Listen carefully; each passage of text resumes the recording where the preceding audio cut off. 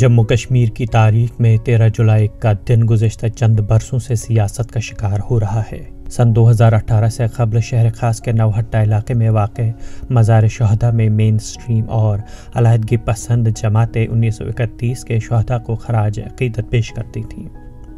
سن 1931 میں کشمیری عوام نے سری نگر میں شخصی راج کے خلاف تحریک کا آغاز کیا تھا۔ شخصی راج کے حکمران مہاراجہ ہری سنگھ کی پولیس نے نہتے لوگوں پر گولیاں چلا کر 22 افراد کو ہلاک کیا۔ یہ لوگ پائن شہر کے راناواری علاقے میں قائم سینٹرل جیل کے احاطے کے باہر جمع ہو گئے تھے، جہاں ایک افغان قیدی عبدالقدیر کے مقدمے کی سنوائی ہونے والی تھی۔ مورخین کے مطابق عبدالقدیر نے سری نگر کے جامع مسجد میں اچانک نمودار ہو کر ڈوگرا حکمرانوں کے مظالم کے خلاف آواز بلند کی تھی، جس کے بعد شہر میں جگہ جگہ مظاہرے ہوئے۔ 13 جولائی کو جموں کشمیر میں شہداء کو خراج پیش کرنے کے تئیں سرکاری تعطیل بھی ہوتی تھی اور اس روز سیاسی رہنما مزار شہداء پر حاضر ہو کر شہداء کو خراج پیش کرتے تھے۔ سرکاری تقاریب میں پولیس کا ایک دستہ شہداء کو گارڈ آف آنر بھی پیش کرتا تھا۔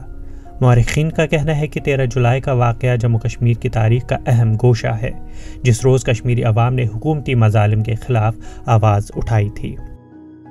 جو لوگ ہمارے شہید ہو گئے 1931 میں، وہ کسی خاص مذہب کے خلاف نہیں تھے، وہ کسی قوم کے خلاف نہیں تھے، وہ کسی آدمی کے خلاف نہیں تھے، وہ کسی کی ذات کے خلاف نہیں تھے، وہ اس ظلم کے خلاف تھے جو ان پر ڈھائے جاتے تھے، جو ان پر برسائے جاتے تھے، ان سے بغال لیا جاتا تھا، ان کی مسجدیں عبادت گاہیں بند تھی، ان پر زر نکاح، ان کو نکاح کرنے کے لیے ٹیکس دینا پڑتا تھا، ان کو گوبر ٹیکس دینا پڑتا تھا، ان کو جب یہاں فیمینز اٹھتے تھے، جب یہاں قحط آتا تھا، ان کو زندہ اپنے ریلیف جو گورنمنٹ کے ریلیف جو فنڈز ہوتے ہیں ان کو بچانے کے لیے، گورنمنٹ فنڈز کو بچانے کے ان کو دریاؤں میں پھینکا جاتا تھا، ولر میں پھینکا جاتا تھا کہ گورنمنٹ وہ ریلیف فنڈز کو بچا سکے۔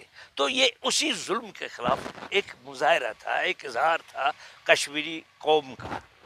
لیکن یہ جو اب سیاست اس پہ آ گئی، وہ سمجھتے ہیں کہ یہ مسلمان ہیں، یہ چونکہ مہاراجہ جو ہندو تھا اس کے خلاف لڑ رہا تھا اور یہ اپنے آپ کو آزادی کی بنیاد، آزادی کی تحریک کی بنیاد وہیں سے شروع کرتے ہیں، وہ بھی غلط ہے۔ لیکن یہ اب اس طرح سے سمجھنے لگے اور اس کو ہندو مسلمان کے دائرے میں، اس کی اس ترازو میں وہ تولنے لگے، تو اسی وجہ سے اس میں سیاست آ گئی۔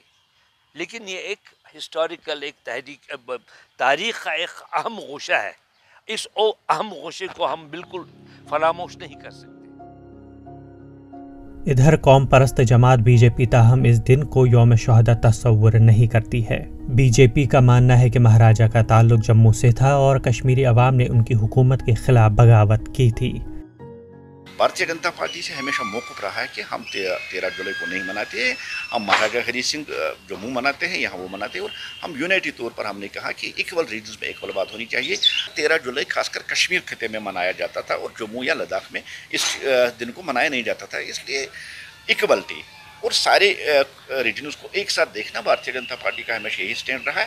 اگر آپ 13 جولائی کشمیر میں آپ بنا رہے اس کو ہولیڈے رہے سارے اسٹیٹ میں، تو مہاراجہ ہری سنگھ کے دن پہ آپ چھٹی کیوں نہیں دیتے ہیں؟ یہ بھارتیہ جنتا پارٹی نے ہمیشہ ہری سنگھ کی وکالت کی، اور ہری سنگھ ایک سیکولر مائنڈ کے۔ کشمیر کی سیاسی جماعتیں متفقہ طور پر ان شہداء کو خراج پیش کرتی ہیں اور کہتی ہے کہ ان لوگوں کی قربانی سے جموں کشمیر میں جمہوری نظام کی داغ بیل ڈالی گئی ہے۔ وہ تو ایک تواریخ ہے، ایک مینار ہے کشمیر تحریک حریت کے۔ انہوں نے ایک مقصد کے لیے لڑا اور اس مقصد کو حاصل کیا، شخصی راج سے آزادی حاصل کی۔ اس کو کوئی نہیں مٹا سکتا ہے، اس تحریک کو کوئی اس کو ختم نہیں کر سکتا ہے۔ یہ تحریک زندہ رہے گی اور اس کو آگے لینے والے لوگ بھی زندہ رہیں گے۔